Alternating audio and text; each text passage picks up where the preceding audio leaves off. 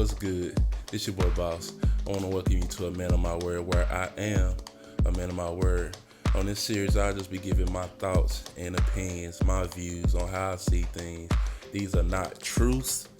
These are some truths and just my opinions and views. So if you don't like my views, my opinions, feel free to click off this video. Let's get started. Joe Budden.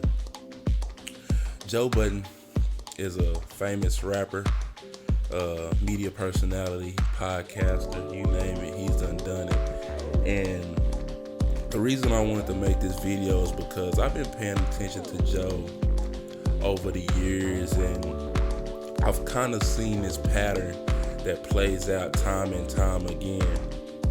And it finally came to a head as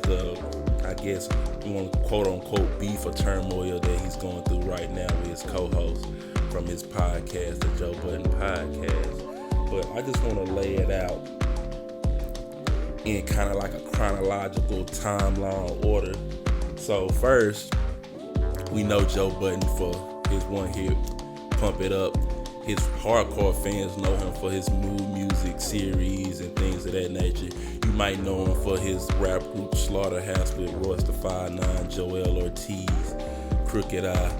And but all these things that we know him from, he's shown a pattern, and it keeps coming and keeps being persistent and consistent every time. So let's talk about it. Let's start with the Joe Budden podcast. So Joe Budden started a podcast in 2015, and I've listened to the podcast from its inception, from episode 1 up until I remember the last time I stopped listening. I'll talk about that later on. But I've been a Joe Budden podcast friend since episode 1. When the podcast first started, it used to be called I Named This Podcast Later. It was him, Rory, who y'all still see now, and a female co-host named Marissa Mendez. They's all friends of Joe, and they did about, I want to say 70 episodes before Marissa left the podcast. And this was the first red flag.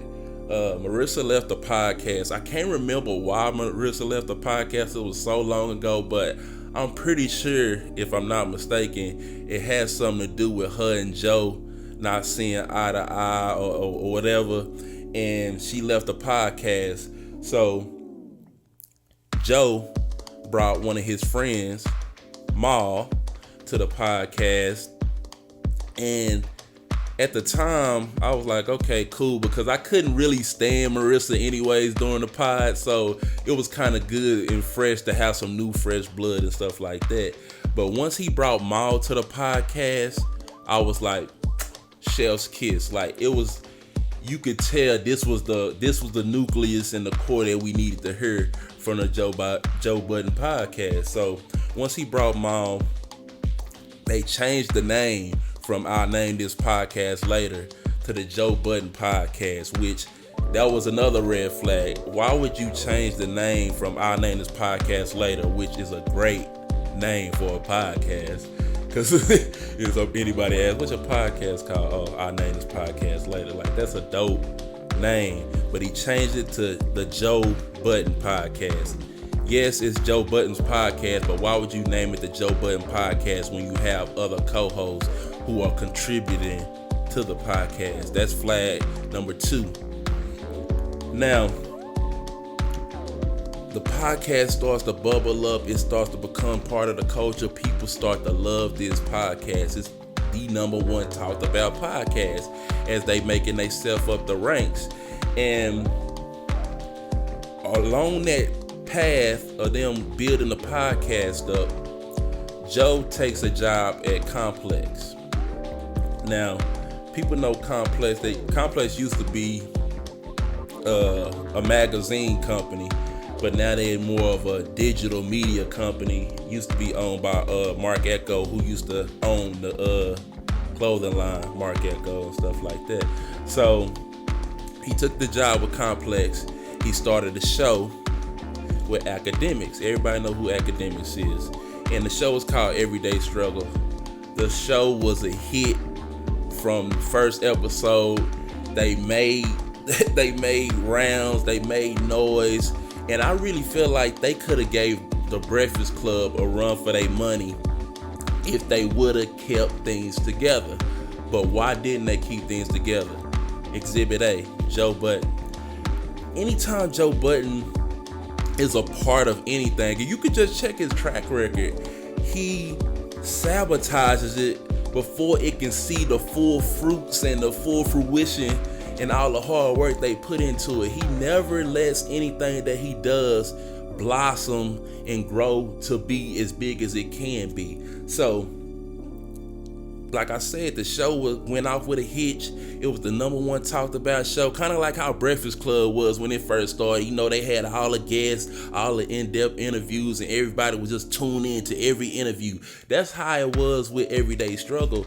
And during that time, he was beefing with Ack on the show, him beefing with Nadeska, and people kind of liked it that because some people didn't fuck with Ack anyway, so they liked when he was doing that act. But at the same time, I do agree that was kind of like the melting pot and the whole cohesiveness of the show. That's what made the show what it was and so good, because they both had their strong opinions and they was going back and forth with each other to convey those opinions, and that's what made the show what it was. But the problem comes when Joe Budden gets in his own way like he always does and gets into it with Complex.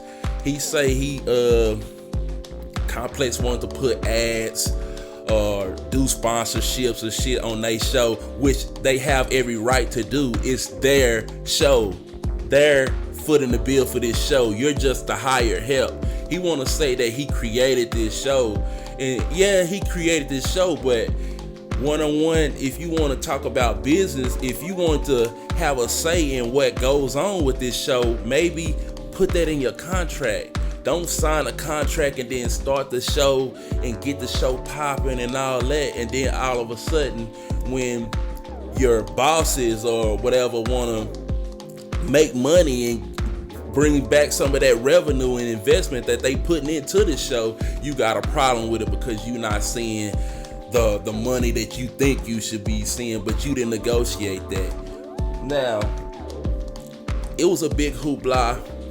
Everyday Struggle lasted 8 months. This is the train wreck that I'm talking about with Joe Budden. Everyday Struggle lasted 8 months. He left Complex. He left Ack and Nadeska to fend for themselves, which they had a couple guests jump in and out until they finally landed on Wayno, which that was a great addition to the show. The show went on from, like I said, this show started in, I want to say 2017. So the show went on from 2017 and it just ended last year in 2020. So it went on 3 years, but Joe was only there for 8 months. And a lot of people like to say, oh, the show died when Joe left and shit like that. If it died, it wouldn't went on for another full 3 years while Joe was only there for 8 months. So that's my point on that. Secondly, so after he left the show, he used that as a bargaining chip. I don't want to say a bargaining chip. It was kind of smart. When he left the show, the people that gained notoriety of him from the show, they transferred over to his podcast. And when they did that, that's when the podcast really took off, when really blew, because people got accustomed to hearing Joe's opinions and stuff every day, and they wanted to hear that shit. I'm not saying that everybody that listened to the podcast wasn't listening to the podcast from jump, but I do remember when he left the show, he gained an influx of people. So he built the show up, and here we go again. The show gets big. They decide to partner with Spotify. So the Joe Budden podcast signs a deal with Spotify. So in that deal, the podcast will come out twice a week, or 3 times a week. I think it was twice a week though. Wednesdays and Saturdays. And it was only on Spotify. You still got the clip, the whole video clip on YouTube a week later or 48 hours later. It was 48 hours later. And I was just like, okay, he doing some business. He doing some big business with some big companies and stuff. So maybe like a year, that shit go by and that deal ends. And the reason that deal ends is, this is the problem that I see with Joe Budden. This is the problem why I'm even making this video. It's nothing wrong with having high regard and high esteem for yourself, feeling like you deserve this and you put in this work so you see yourself and your self-worth at a certain height. It's nothing wrong with that. But all the time that I feel with Joe Budden, I feel like he overvalues or he overplays his hand in his situations with in any of his business dealings. And it's just a pattern over and over and over. So with this Spotify deal, that shit, I want to say it went on maybe a year, maybe 2 years. And it was time to renegotiate. So, like I said, this is a buzzing podcast. Everybody's tuned in every week, twice a week. So he gets on the podcast, and instead of being a real businessman and not speaking about your business in public, he starts to berate and talk shit about Spotify and doing all this kind of shit, which is dumb. Why do you burn bridges with somebody that you're trying to do business with? Now, we don't really know the numbers and what they was trying to bring them back for. It was, I ain't gonna say quoted, but the numbers that they was talking about being put out there was about 10 million and stuff like that, which is good money. And it's not to say that it's 10 million for the rest of their life. This is 10 million for this deal. And they can grow upon that deal if they just would have signed that deal. He wanted to bet on himself and think he deserved a bigger deal. And there's nothing wrong with that, but just like I said, he overplays his hand. And another thing he does is he likes to watch other people, like count other people's pockets. So at the same time that was going around, he was having that problem with Spotify. Joe Rogan signed a deal with Spotify for $100 million. The Ringer, who had a Spotify network, they signed a big ass deal with Spotify. So he looking at all these podcast deals and thinking, nigga, I'm running this podcast shit, so my deal should be somewhere close to what they doing. Wrong. No, your deal shouldn't be close to them, bro. Like, you only have this one show, the Joe Budden podcast, which is a great show, but that's it, bro. Joe Rogan is established, bro. He has a lot of shit going on with his show. People clamor and frenzy to his show. People do that to your show too, but not to the same extent. With the Ringer, they have an actual podcast network with different podcasts. So it's different equivalents of why they got those big old signing checks or signing deals for their podcast. It's not the same. So he gets on his show, his podcast, and he's ranting and raving about Spotify and ownership this and ownership that, like he doing it for the people, but he really just out for self. And at the same time, he's not looking out for his co-host, because again, when we go back to him changing the name from I'll name this podcast later to the Joe Budden podcast, that's about self right there. You could have kept the name I'll name this podcast later, but you didn't. And then go on to the Spotify deal. He trying to talk about ownership this, ownership that. I'm doing this for the owners and for the creators and all that. He likes to big himself up like he's this revolutionary guy that he's recreating the wheel and stuff like that. He's not doing anything special like that. Joe Budden has been brought on as head of creator equity at Patreon. Give yourself a gunshot, round of applause. Boy, I wish I had better gunshots. I'm hitting a round of applause. Congrats, man. I think that's really dope. And I think it fits you well. I'll try to break that down some more. Yeah, about to. Joe has been brought on not only in title and position, but in an advisory role. Let me say it different again. Joe Budden is the head of creator equity at a rapidly growing tech company evaluated at over $1 billion pre-IPO. Nah.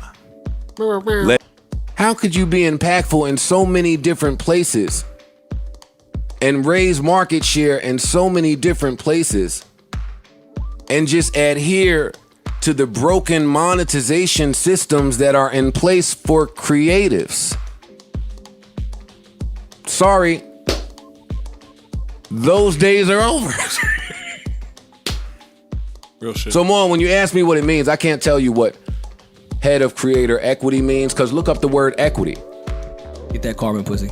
Go on. It's a whole lot. Hey, for Black History Month, Rory's being funny right now. Rory's really funny. So I don't want to step on Rory being funny. But for Black History Month, boy, it's a lot of those fake titles being thrown around. I know because I did it. I got the complex, gave myself a fake title, and them white niggas hated it. But they couldn't say a word. Know why? Was too successful. Got the Spotify, created a fucking title. I didn't even know that was the game in corporate. I never had no corporate job. They make titles up. They do shit, they make shit up. All the time. That's it. I mean, I didn't know. Nobody told me.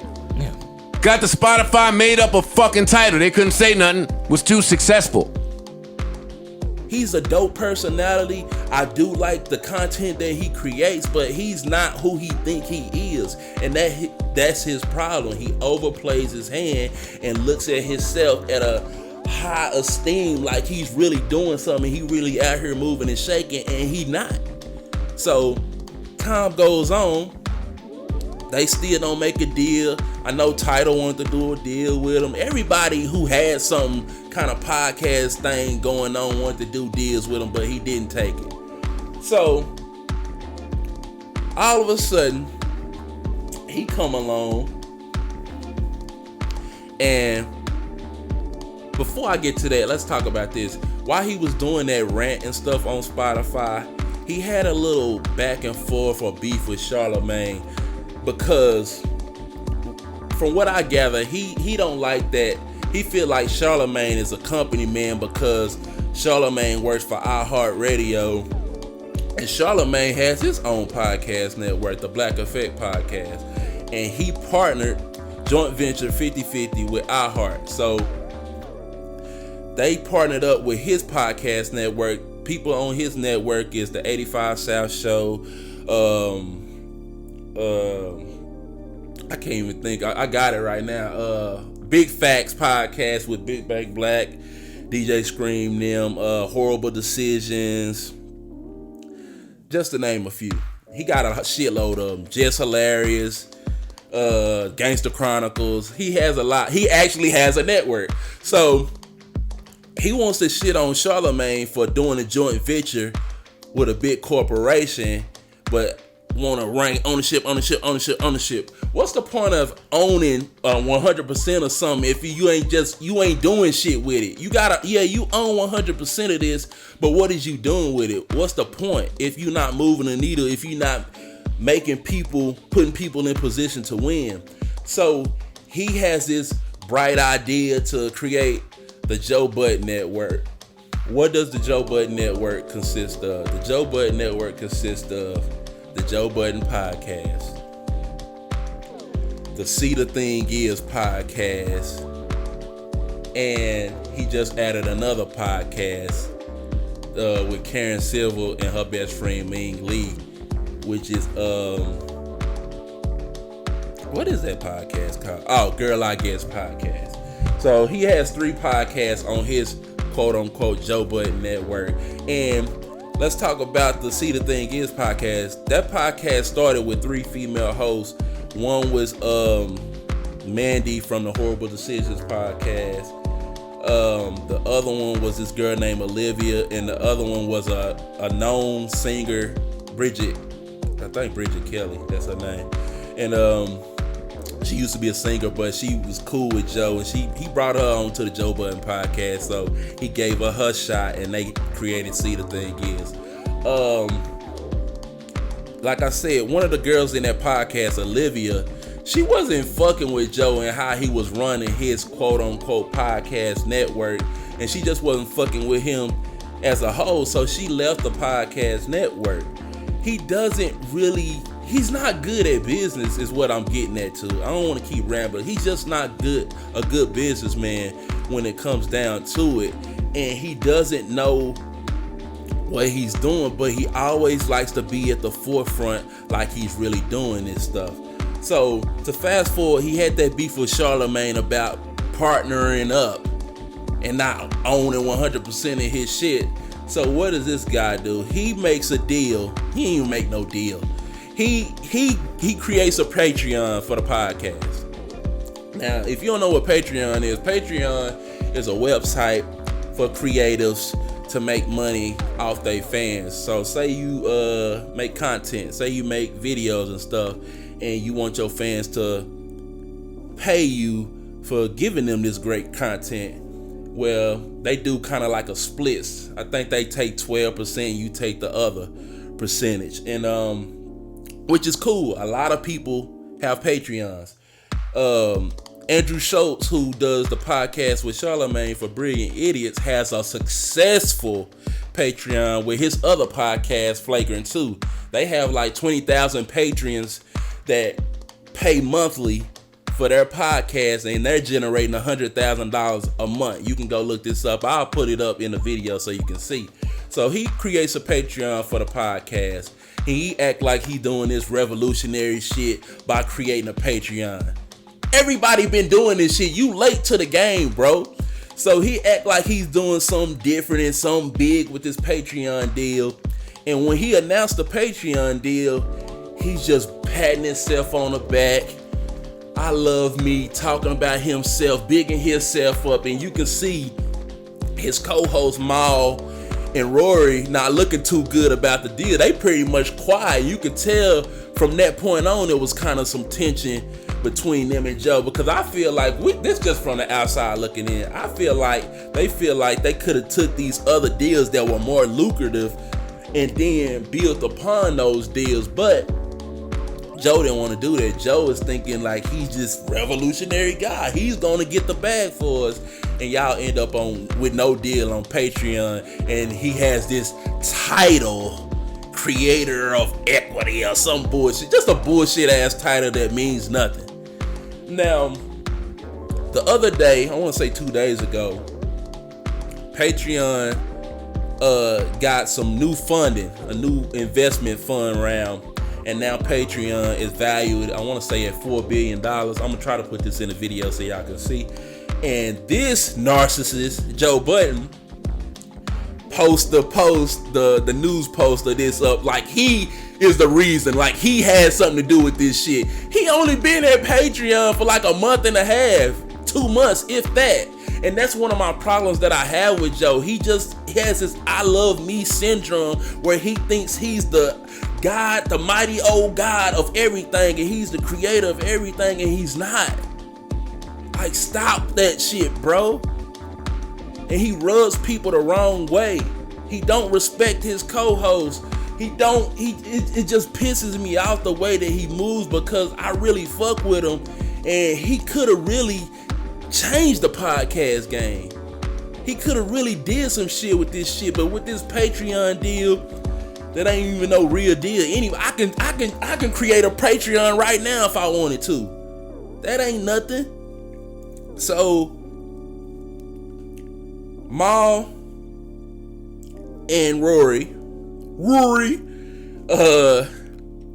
they had some kind of argument with Joe. We don't know what the argument is about. A lot of people been speculating. A lot of his fans been speculating and sucking his cock and making it Rory and them fall and shit like that. I don't like that. His fans, not to go off on a tangent, but I'm a Dallas Cowboy fan. And I used to always hate when people say they don't like the Cowboys because it's not that they don't like the Cowboys, they hate the Cowboy fans. Like, I never understood that. I understand it now. Because Joe Budden fans, I call them his cocksuckers, bro. They'll do whatever. They'll shift the narrative to be whatever in his favor. And I'm going to post some of these posts so you can see what the hell I'm talking about when it comes to this Patreon deal that he thought that he had something to do with. You ain't had shit to do with this. They value that $4 billion because of this funding that they got and the technology that they about to unveil. It has nothing to do with Joe Budden, but in Joe Budden's mind, it has everything to do with him. And that's his problem. Everything he does, he feel like it always has to be centered around him. From Slaughterhouse is not together because of Joe Budden. Everyday Struggle is not a thing anymore because of Joe Budden. Spotify deal, Joe Budden. They don't have a deal, bro. They could have been made this Patreon while they was building up the fucking podcast and still signed a real deal. Could have been making buku money on buku money, but again, it goes back to what I'm saying. This guy is not a good businessman. And he's all for self. He only cares about himself. He loves bigging up himself. He loves that shit. Like he's the Martin Luther King. He's about to free his people. Get us civil rights. You ain't doing shit, bro. So, my conclusion to this, but even before I get to the conclusion, the reason I made this video is because I've seen a pattern. I've been watching Joe over the years. Like I said, I used to be a fan of the podcast from its inception, from episode 1 all the way on until a point where I just stopped listening to it. Because one, they don't fact check. He likes to talk over his co-host. He likes to make facts that aren't actual factual. What he likes to do, he likes to talk in his big voice and assert himself to make a lie be a fact, and people just eat that shit up like it's an actual fact when in reality it's not. And I just can't fuck with it, bro. And for Maul and Rory, I know Maul and Rory not gonna see this shit, but I'm just speaking in general. If I was y'all, I wouldn't even do the podcast until y'all hammered out some deals. Y'all should be getting some great splits. Y'all should be splitting that shit up 33, 33, 33. Because the podcast is all three of y'all. It's not just the Joe Budden podcast. It's the Maul podcast. It's the Rory podcast. It's the Joe Budden podcast. If it's just the Joe Budden podcast, do that shit on your own, Joe. And I seen a clip from Breakfast Club where Charlamagne asked him, do you think Rory and Maul could do a podcast on their own? And he said, no. I don't think you can do a podcast on your own, Joe. Because while they gone right now, he done brought in another one of his homeboys, official ISO Twitter nigga, and this other guy, Ish, one of his friends, which I haven't watched any of those episodes because I told you I don't watch the podcast. I don't listen to it anymore. But yeah, like, stop sabotaging everything you create, my brother. Like, look in the mirror, look within, and ask yourself, am I the reason that everything I have keeps crumbling? His fans will look at it like he's doing the right thing. Oh, fuck Rory and Maul. We don't need Rory and Maul. The podcast still popping. That's bullshit, bro. Do right by your people, and they'll do right by you, and the universe will reward you in return. But this is your boy Boss. I want to thank you for checking out the second episode of A Man of My Word. I just want to get these few views and opinions off. Do you agree with my views and opinions? Do you see it the same way? Do you see Joe as a self-sabotager of some sort of him and his career? Or do you think Joe knows what he's doing and he's this great revolutionary content creator and you're just gonna follow him to the mountaintop? Let me know in the comments. Thank y'all for checking out this second episode of A Man of My Word, and I'll catch y'all on the next one. Peace.